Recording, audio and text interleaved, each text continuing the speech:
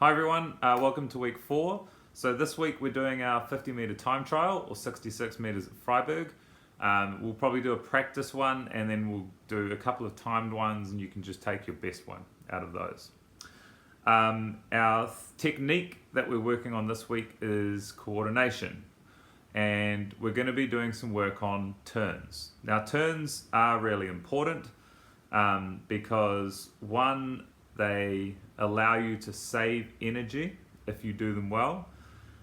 They also allow you to generate good momentum because you get a push off the wall every single length. And the more speed you can hold from that push, the easier your swimming is for the rest of the length. And they look good when you do them well. So, I've done a little drawing here. So there's a few, if you really want to break turns down, there's a few phases, but essentially there's 3 parts to a turn. You've got the entry, so coming into the wall and judging distance. You've got the transition, where your body's changing direction. And then you've got your exit, where you're pushing off and coming up through the surface, which is called your breakout. And if we think about these, we've got breath holding, which we worked on in week 1. So the better we can hold our breath, the more time and space it gives us to do a good turn. If when we're going through the turn, all we're thinking about is our next breath, you're going to rush things and it's not going to be as good as it could be. The second thing is posture. We've got a number of elements here, but the key one with posture is when we push off the wall, it is the fastest we're going to be traveling in the water until we push off again. So we can push off the wall a lot faster than we can swim. So we want to make use of that.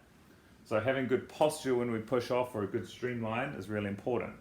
And then propulsion, this week we're going to focus on those first kind of 4 to 5 strokes that we take from the wall, because they're very important, because if we think about the speed that we're carrying, if we muck those up or we don't do effective strokes, then we're going to be dropping our speed really quickly. So, I've added a couple of links to some, I guess you'd call them little mini tutorials, or just you'll get a visual idea of what a good turn looks like and some of the common mistakes. Have a look at those, and then in the warm-up this week we'll just be doing some specific stuff towards that. Now there's one little game you can play I used to give to my swimmers to help them understand the distance factor. So on the entry into the turn, you're trying to judge distance, because when you reach the wall, the more speed you have, the easier it is to bounce off the wall, just like throwing a ball against the wall. So what it is when you're walking, it could be anywhere, you pick a spot in front of you. It could be 5 meters away, it could be 10 meters away. And as you're stepping there, your goal is to land exactly on that spot with a normal sized step. So if I'm walking towards that spot and I have to take, my last step's a half step, or my last step's an extra big step. In swimming terms, what that's like is we're swimming along and we whack our hand on the wall because it's mid-stroke. Or we have to hold a glide and kick into the wall because we're too far away at that point. So what we want when we're swimming into the wall, whether it's a tumble turn or a touch turn, is we want to hit or enter the wall with a full, powerful stroke. And if you play this little game on the ground, what you're practicing is making the adjustment steps, because you're not always going to take a perfect amount of steps to that point.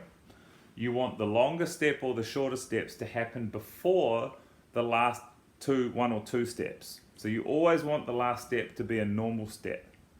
Give that a crack. Otherwise, have a great week. Ciao.